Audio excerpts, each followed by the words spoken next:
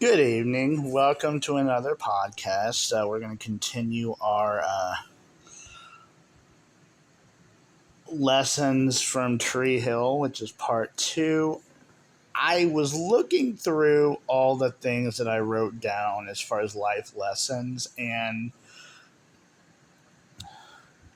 depends on how in depth we go. It could take 3 to 5 weeks to finish it. I'm not sure, but the plus is, because I'm not making any money from this. I'm not going. I mean, I'm not at a church where I don't have lobbyists saying you shouldn't talk about this. You need to hurry this one up. It's like it's I won't bore you with with every little detail. This led to this, and this led to this. We'd be here all night. Like you'd be like, man, bring back the messianic prophecies, please. There's no way that could be as boring. But no, I won't. I won't do that to you. But it's just like key lessons that I've seen that stood out. Um, but the first one for this one is webcams only cause disaster in your life more than you are prepared to deal with. Now, this was like there was a I think in seasons 2 through 4, I think actually particularly 2 and 3, or no, maybe it's like 1, 2, and 3, but Peyton would have different snippets or different scenes in that she goes to her webcam and talks on it to people. And the downside about that is you get both um, a lot of positive comments and even some negative. And what ended up happening is she meets a, a guy that she thought initially was her brother, but ended up being a psycho, and that created a horrible scenarios, which like well, Tree Hill said so. So no, it's like, well, Tree Hill like only kind of brought to light key issues that we deal with. Because even now, my best friend Ben talks about times where people people will put on their social media if they have done some horrific crime. They will brag about it on social media, and then cops know to watch that, so that way they get they get a good significant. I'm not sure what the details are. I'm not sure the significant, or like the percentage of crime busts they get on social media, but I'm sure it's probably significant enough.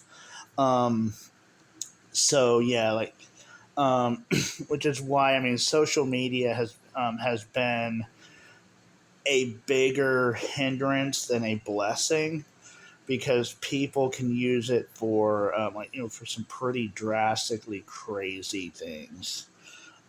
Second, you choose a path. Sometimes you never look back, and other times life forces you to. Well, I mean, life as you're going along, like in life, your good things, you understand that you're growing as a person, but sometimes in order to heal, you have to look back at what you're what you went through, and so that way you can grow as a person, and become the person that God calls you to be. And because I've noticed that significantly in life, and there's the phrase victim versus victor. I look back, it's like it's never a good idea to look back at things that you've gone through and then blame other people or blame other situations. Blame, oh, if this were different, this would not have happened, or this would if this things were different, this would have happened. Then you get in a feel sorry for me mentality, and that's never good. But having a victor mentality of, you know what, because of this, God used this to open this door, and that is that's a in a lot of ways a very healthy way of looking at things. But in order to move past what you used to or who you used to be, you have to break ties with people who were associated with your old lifestyle. Now, this goes back to what the Bible says. Don't be deceived. Evil communication corrupts good manners, and also, it also means bad company corrupts good morals. When you are moving from who you used to be to who God wants you to be, you do have to leave old people, like old relationships behind, and those relationships are not. I mean, like, well, I mean, yeah. Okay, back up, Casey. Some of those relationships are hard to break because they were people that were significantly valuable to you, but life teaches us that we can outgrow people that were associated with us, even people that we thought were going to be with us forever.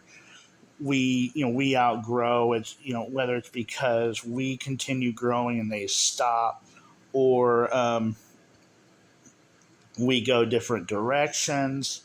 Whatever the case may be, those growing pains are always difficult, but it's necessary for what God's bringing you to.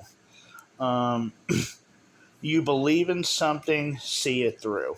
Now, one thing, the Bible talks about a double minded man is unstable in all his ways.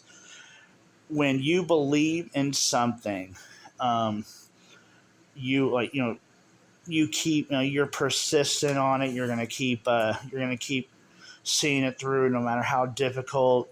You'll push through the obstacles, and and that's how you accomplish that's how you accomplish something great, so great stuff. You don't have to be ruthless to be successful. Now, this is a key one too, because a lot of people tend to believe that you have to be ruthless to be successful. Going back to, I don't want to be anything other than me. If you are true to who you are, to who God created you to be, you're gonna be successful. And success is not defined by by wealth, by by things that you attain. I love this song by For Him, "The Measure of a Man." I say the measure of a man is not how tall you stand, how wealthy or intelligent you are. I found out the measure of a man. God knows and understands, 'cause he looks inside to the bottom of your heart, and what's in the heart defines the measure of a man. Yeah, I'm not as good of a singer as For Him, but it's but the truth of the matter is, Christ is going to make you successful as you continue to seek after Him, because He is the most successful man that ever lived, and so if we're following His example, we're gonna be successful. You can't buy kids' love. They just want to know you genuinely care. And now that's one thing that time, like and this is something that I remember. I made the connection as I've watched. I've watched thousands of kids probably grow up, not literally, but but just from the just observing, and also the kids that I've been blessed to be a part of their lives. Um, they don't they don't care how much money you have or you don't have. Um, they just they want your time. They want they want you to spend time with them and meet them where they're at. It's like like level with them as as you would a normal friend, because they have more of a capacity to understand than what we give them credit for. Um, it never hurts to give someone the benefit of the doubt. Yeah, this is a huge one because I know people hurt people, and life wants to try to force us to not do this, but being able to give people the benefit of the doubt makes a huge difference in not just relationship with the person, but in your well-being, because always trying to be right and just like assuming the worst in a person, you you shut off the relationship with that person, because with anything you either build up or you tear down, and people can only be torn down by a person enough times before they say, you know what, I'm not valued here. So I'm going to go find somewhere where I will be. Um, but let's see. It's good to have friends that we can trust to talk about issues even when it's ugly. Now, this is something that I received the ultimate compliment from my brother Cliff shortly before he died. He said to his to be girlfriend, it's like he's like, I can talk to Casey about anything, and it's like, and we, growing up together, and we went through the thick and thin. I was just talking about with mom before I got on here, but how, like, we saw each other through the best, like for the like through the best and the worst. He's the only person who has seen me through my absolute worst, and still, other than God, and still sees the full value of who I am as a person. And and I will always love him for that. Um, I think I brag about him and my mom more than I brag about anybody else. But but yeah, it's like but it's good to be able to have those people in your lives that you can talk to, that are that that'll help you through no matter how ugly the situation is. Um, because it's those people that help you to continue to grow even when things are hard. It's always the mean ones who make the rules. It's pretty much the case, because the good-hearted people, they just want to kind of use the rules, abide by them, live by them. They expect other people to follow the same rules, and but but the mean ones are usually the loudest ones, are usually the most belligerent, and we've seen it with kids who throw temper tantrums. They won't stop until they get their way. That's essentially what happens with the mean ones. Is they keep pushing and pushing and pushing, until you snap, and they call the cops on you, and you get arrested, um and so they can essentially make the rules by by pushing laws and using them to their benefit. But I forget what scenes from One Tree Hill, but that inspired me from that, inspired me of that. But Dan Scott was a lot like that.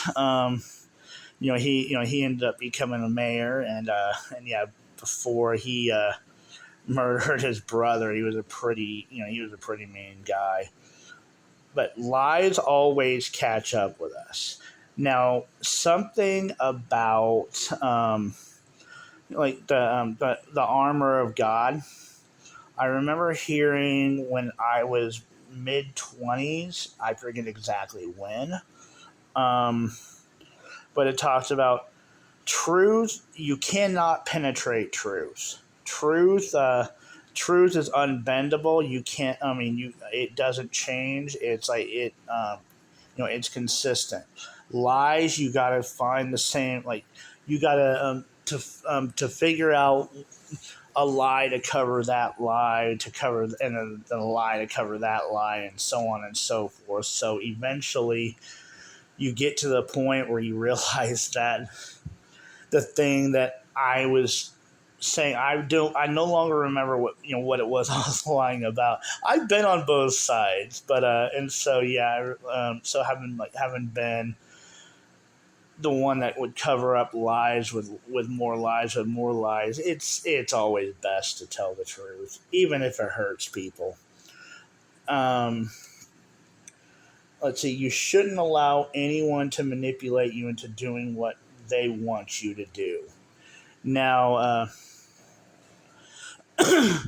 this is like when people can do this, it's not only a personal boundary, but also it's your relationship with God. If God tells you to do something different than what the person who's trying to get you to think or to do what they want you to do, you are disobeying God by going along with what they tell you to do.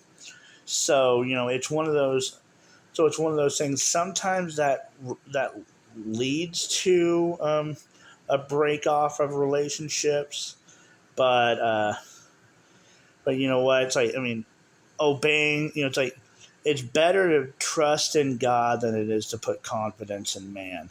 And that there's a reason that is a very center verse of the Bible, because it's a very very important. It is the foundation of a Christian's life is well, actually, or even a person like anyone's life really. You put your trust in God, you're going to continue to grow. You're going to continue to become more of who God wants you to be. But if you put your confidence in man, things are going to crumble because you're going to always be seeking their approval rather than God's approval, and that never leads to a very um, favorable outcome. We don't mind holding others accountable, but don't like holding ourselves accountable. Yeah, that's easier. It's a whole lot easier to hold another person accountable. It goes along just a second to get it.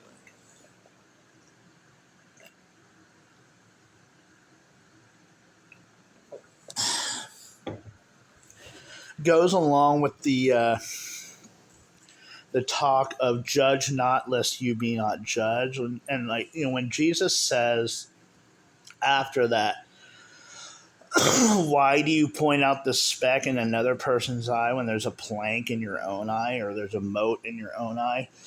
First deal with the mote in your own eye before you can and you'll be able to see clearly the plank in another person's eye. We have to, if we are holding ourselves accountable, it's so much easier afterwards. It's so much more clear. We can see um, another person's issues so much more clearly if we are effectively dealing with our own life. Um, and then why do relationships have to be so hard? Because it's harder to be alone. Girls think all guys want is sex. Good guys want. Good guys do want more than that. Bad guys lie to get in your bed. Good guys lie to get into your heart. And sometimes good guys lie to avoid getting hurt, not knowing getting hurt is going to happen regardless. It's like it is harder to be alone, but it's like, one of the things that I've kind of learned in 47 years of life is Robin Williams made a comment, and it is a sad comment, but it is true. He says, um, he says some people say that that the hardest thing is being alone. It's not. The hardest thing is being around people that make you feel alone, and that hits hard because you're like, um, if it's like, you learn as you get older that being around people who don't respect or honor you is worse than just saying, you know what, I'll just stay alone. I'll just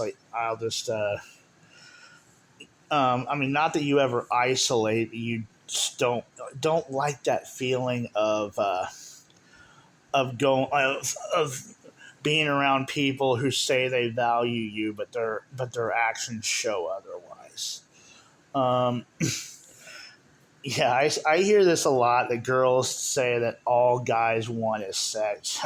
That's not true, man. Um, what's funny about this is when we we want to be heard as much as women need to be heard. But a lot of times when we're in a relationship and we're not being heard, that is what we defer to. But but I mean, like, and and so it's like, so if we, because I had a friend of mine when I was, and now of course, what do I know? I've never been in a dating relationship. Well, it's one of those things. I know from a human perspective that if our viewpoints are always being shut down, that's the way we go. We look for something to get our needs met, even if what we are looking for is more harmful than helpful. But but everyone has a desire for a relationship, and but if we are heard, then we're more likely to open up. If we're shut down, eventually there's a point where we just back away and just walk away. Um, let's see here. Good guys lie to get into your heart. Yeah, there are some that do that, but one thing that I've once, for me, once I got the lesson that the best thing to do is tell the truth, I found that good like if good guys tell the truth, tell you the truth all the time, most people cannot handle the truth. Um, Most people get offended when you tell the truth, which is why when Jesus says, "What does this offend you?" It's like, and woe to them who offenses come. Um, Truth is designed to offend. But the whole idea of telling the truth is truth truth penetrates the lies that we believe, and when we believe those lies, and we believe those lies for so long, it hurts to have those lies removed, or those lies exposed. But what we choose to do with that really defines the success that we can have as human beings. Let's see. The only thing that stops. What's that? The only thing that stops that is a guy that doesn't want to hurt the girl and the girl doesn't want to hurt the guy. Guard emotional well being with your life. Now, the sad part is this should be a lot more common than what it actually is. Where women respect the men as much as the men respect the women, and or love the women. Actually, like Emerson Eggerichs says that men want respect, women want love, and so they react when they don't get what they're what they're needing, and so yeah, um, so that's like just like husband and career different standards, don't respect husband. Now this is something that you saw in you see it in everyday life. um, Women will respect their bosses, but they do not respect their husbands, and it's like, and that's backwards, because I mean, because at work you can get fired for, I mean, most states you can get fired for any reason or no reason at all. They can fire you just because they don't, I mean, like, they don't like your person. Now usually they're not going to tell you that. Most of the time, um, jobs will fire you and they won't tell you directly why they fired you. But the reality of it is, respect, I mean, respect should start at home, not at work. You can run from what's right, but it will follow you until you do it or ultimately reject it and face the consequences. And now, this is like, I mean, this is kind of a scary thing or creepy at the same time, I guess. Well, in today's society, that might be looked at as more creepy, but but yeah, Christ is what, I mean. Well, that's probably the most like broad comment I can make. Christ is right, and you gotta choose to you know, accept, accept or ultimately reject it and face the consequences. But yeah, like, you have every opportunity in your life to do what is right. Um, God gives God gives multiple chances to everybody to do, to ultimately do what's right. But when a person ultimately rejects it, like, an example to me, which I will refer to this, I'm sure, again. But Dan, Lucas and Nathan's relationship with their father.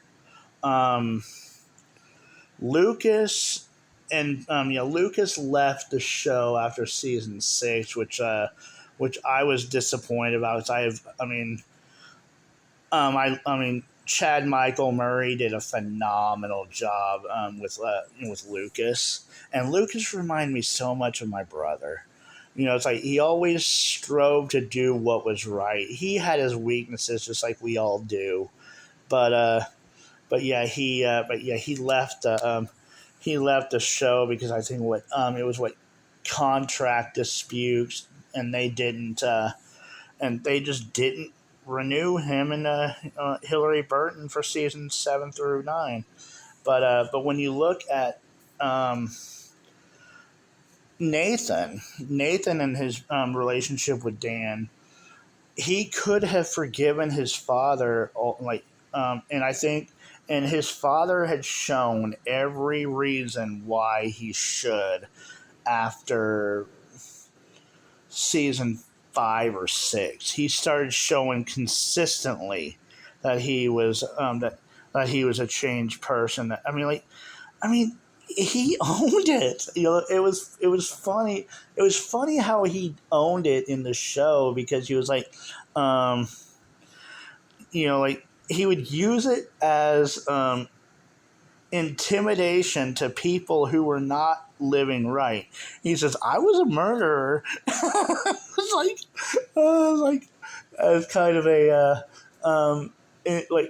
it's kind of like a coercion technique for for a person that's doing wrong to do right.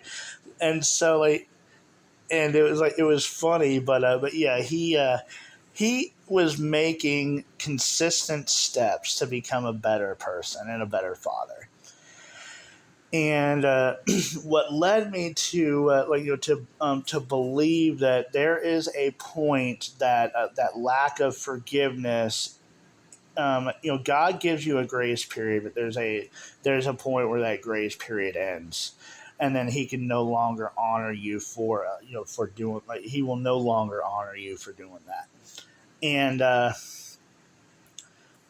And what that that was pretty clear in season 9 when Nathan still was not going to forgive, still would not forgive his father. And then what ended up happening was he was put in a situation where his father um, like ultimately came to his rescue, and it cost his father his life. But yeah, it's like, I mean, at what point do we reach that? I don't know. God only knows. But it's one of those things. It's like it's important for us to always strive to do what's right. Don't honor and respect. If you don't honor, yeah, just take back up. Don't honor and respect your husband. It will lead to other mistakes. Now, this was something that I saw most clearly with Haley. I loved what Bethany Joy Lenz, or Goliati, whatever her last name was. I think it was both during the show. Did a phenomenal job with Haley. Haley was in a lot of ways the moral compass of the show, but even moral compasses have their have their drawbacks, have their shortcomings. And when she first got the opportunity to do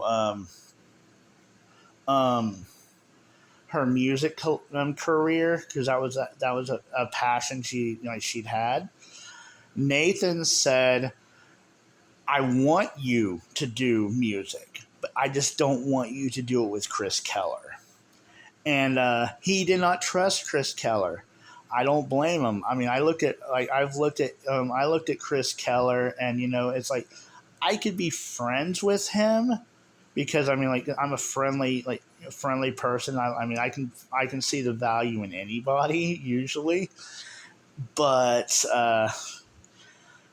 Chris Keller and I wouldn't be best friends, but I think we would be friends. I think it would be kind of like how Mouth and him were, but Nathan did not trust him, and and so Nathan told Haley, "You can do your music, but don't do it with Chris Keller." And Nathan fought him and fought him and fought him and disobeyed him. And what ended up happening was, it ended up where she had an emotional affair with Chris Keller, and Nathan put his foot down and said, "You know what? If you go on tour with Chris Keller, we're done." And she went, and yeah, Nathan, to his credit, later relented, but it took a long time for Haley to earn Nathan's trust back. And that that's what happens. You betray a person's trust, you do have to earn their trust back. Um, Difference between wannabes and successes is grabbing the opportunity. It's not being afraid. It's learning to take risks and take steps towards it, even when even when it looks like to another person like it's not an opportunity. ultimatums don't work.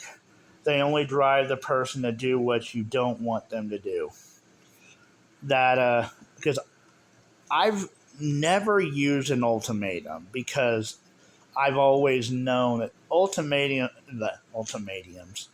When my tomato are we doing tomatoes now? Tomatoes, no, but ultimatums are basically a manipulation tactic. And so if a person gives you an ultimatum, you can guarantee that, or if you give them an ultimatum, you can guarantee the relationship is going to break apart because people naturally will rebel. And so it's just like, and so, I mean, so yeah, they do only drive the person to do what that's not wanted to do. If she doesn't respect you, there's nothing you can do to change that.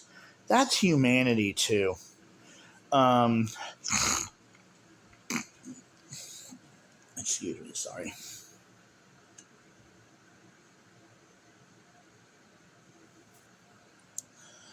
I've alluded to this before that if a person doesn't respect you, there's nothing you're going to do to convince them to respect you. Um, they have to, they have to realize that they don't respect you, and they got to figure out exactly why. Um, so they gotta want to change that.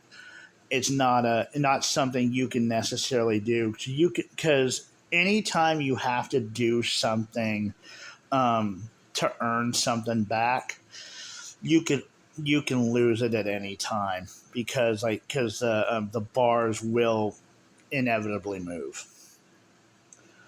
People always leave, but sometimes they come back. Now, I've yet to experience the comeback thing. It's like every relationship that I have ever been in my life, um, once they're out of my life, they're out of my life. So the whole sometimes they come back. I I mean I believe it happens, but it's one of those things that it. I'm siding with Thomas on this one. I'll believe it when I see it. See, I have flaws. It's a matter of God. Like, I believe, help my unbelief. Yeah, pretty much. Lawsuits give women the advantage over men, even if a man is wholesome. Now, this is exactly it because it went along with my eyes were open to this back in 2017 because my brother, after my brother committed suicide, his to be girlfriend was saying to me why, all the reasons why that she believed that Cliff had relapsed into meth because he wrestled for a time with meth. But one thing that I can tell you firsthand with Cliff was always honest with me. If he screwed up, he would usually pretty quickly tell me, "Hey, Casey, I'm sorry."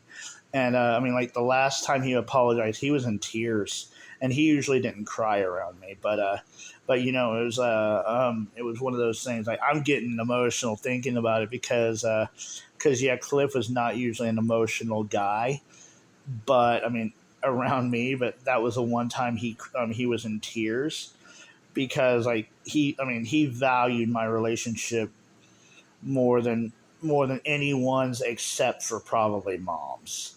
Um, and so yeah, it's like but with that, she was convinced that Cliff had relapsed to the point she almost got me to believe her. And even though no matter how close you are with somebody, it is very it is like I mean it's very likely if you listen to it enough that that person can get you to believe her. And and so I got to thinking after that. I was like, I know Cliff didn't do that. I know Cliff didn't Cliff didn't relapse. And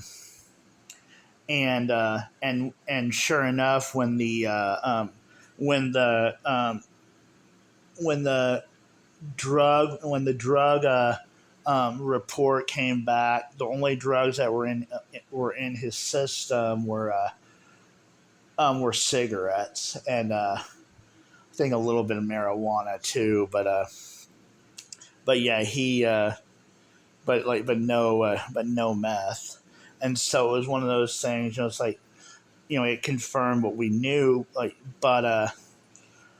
but the thing is, it's easy to persuade another person that this is what's going on, but and which is why we got to have evidence because without that actual evidence, there's no concrete proof. Concrete proof should always trump over a person's word. Um, Once people decide who you are, there's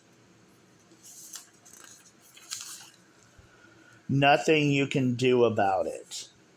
That's true. It's like again, they have to want to believe a different story, like by actually researching and finding out who a person actually is, and be willing to look at it and say, you know what, I screwed up, but and get to know them for who they really are. That's and free will is it's a funny thing. It's like God. God gives us every single one of us. God gives every single one of us free will, but it's our choice in how we use it. Um, Ethics matter more than profits. Yeah, what does it profit a man to gain the whole world and lose your soul? If you're honest, you live to do what is right. That is far more valuable than all the money you can make. The greatest tragedies are losing your heart's desires and gaining it. Now, what is meant by this? Now, that was one of the questions I think that was asked at the end of one of the shows.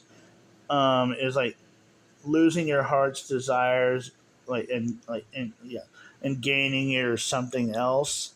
And it's like I got to thinking.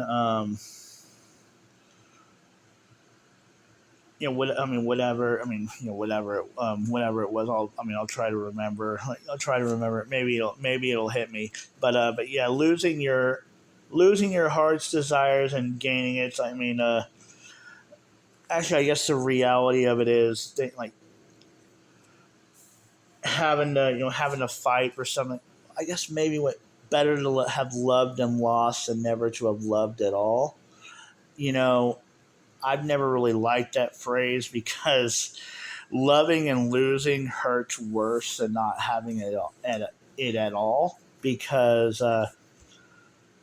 while it goes back to the struggles, struggles of life. It's like through my heartbreak that I've learned so much, and I've been able to help a lot of people as a result.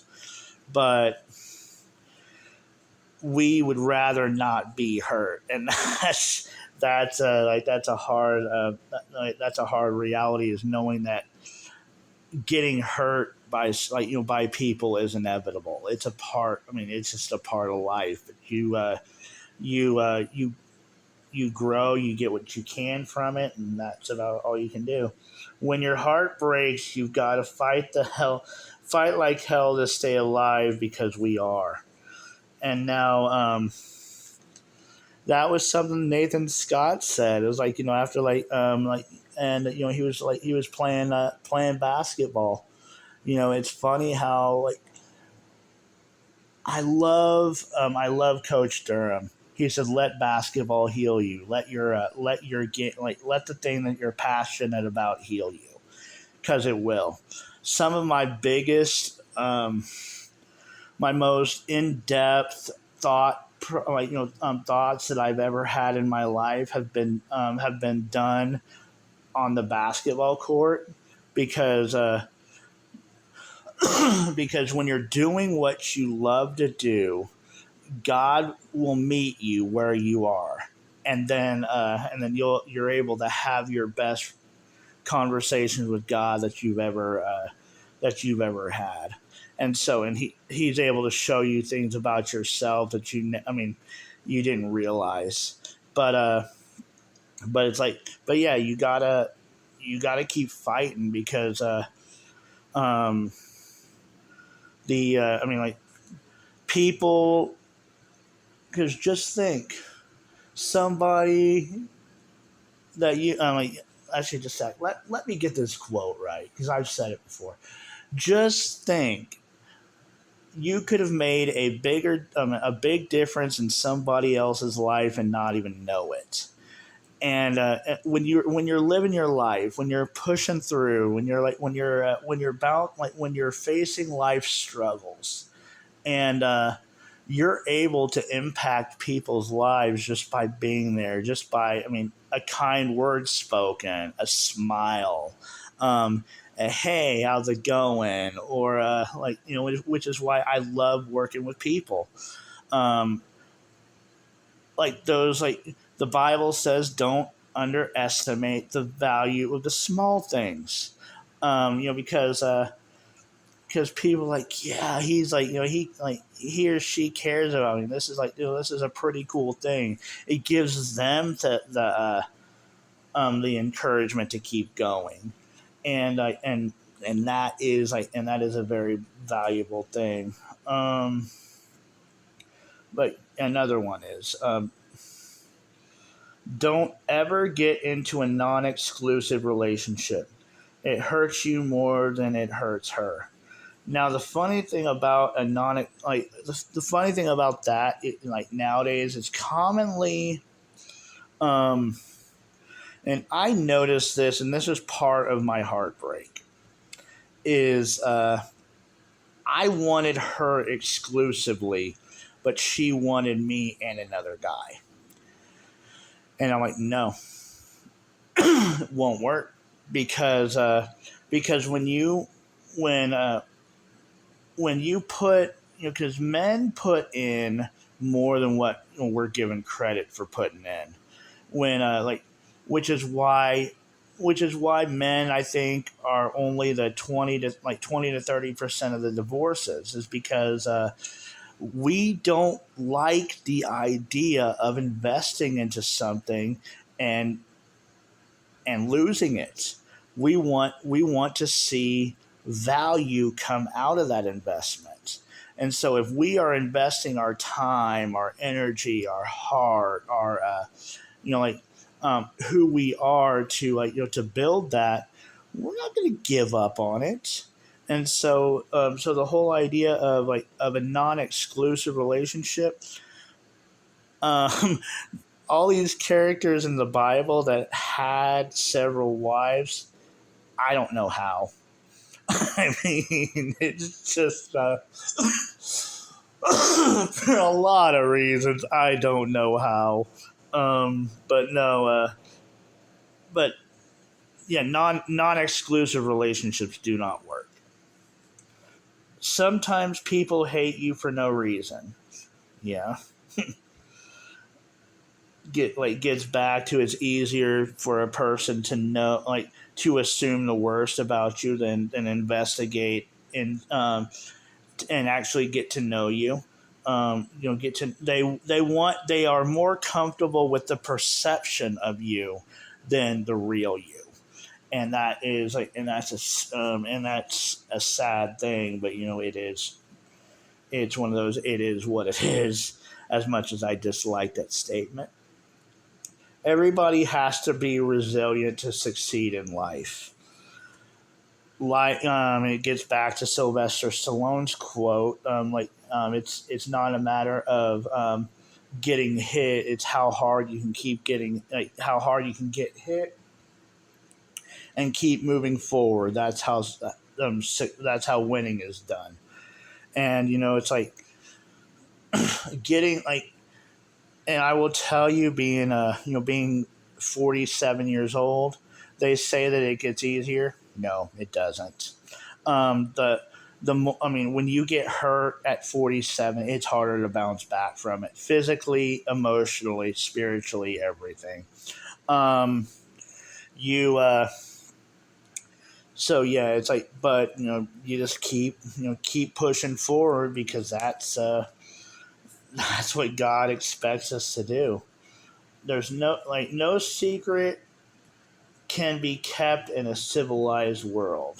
Well, I mean, yeah.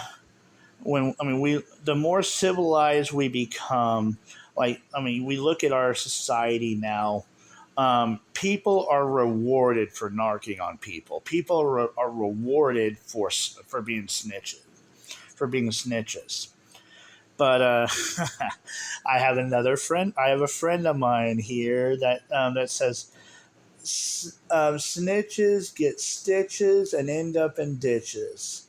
And I remember when Ben went over there, couple Thanksgivings ago. He's like, he gave the guy a fist bump for that. It's like they'd heard that, but I hadn't. But it's so true. It's like the people who got bullied the worst when I was growing up were snitches. And it's like people can respect people who, whenever you hear a secret about them, they find out, what, you never told anybody. Even if they assume that you did and find out that they were wrong, they respect you more for it. When they find out, yeah, this person did tell, and it's like, and it was and there was evidence that several people say, yeah, they told. Um, those are the people that get bullied the worst, because if a person can't trust you with confidential information, you're basically of no use to them. Um, let's see. Communication, not mind reading, is a key to a good relationship. Yep. Um, because the thing about mind reading is, just like everything, you have to take the good with the bad. Um, like every single one of us has thoughts that we're like, "Ooh, this guy is really smart," or "This girl is really smart." But then there's, "Oh my gosh, I did not want to hear that," because we're all messes. We all are human beings. We all have some very uplifting thoughts, and we also have some very dark thoughts. Um, but yeah, you never judge a book by its cover is something we hear all the time, but so few practice it. Yep. I'm even guilty of that though too. It's like, and I have to remind myself the very things that I've told you this as well. It's like everything that I say, you know, the Bible talks about that the Bible is sharper than a two-edged sword. Well, so is any instruction on here. It's like the things that I instruct on here. Am I following it? I mean,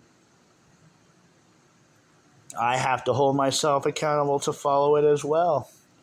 And so yeah, so it's like, so learning to practice. Not judging a book by its cover is a very valuable thing. And I've developed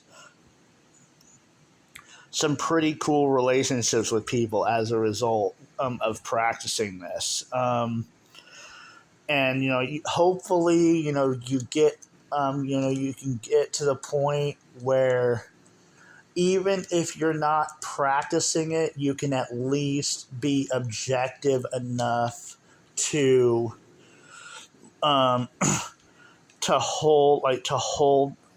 withhold judgment before before you actually get a chance to investigate. That is a very rewarding thing to practice when we do. Um, for relationships to work, both people have to fight for each other. Now,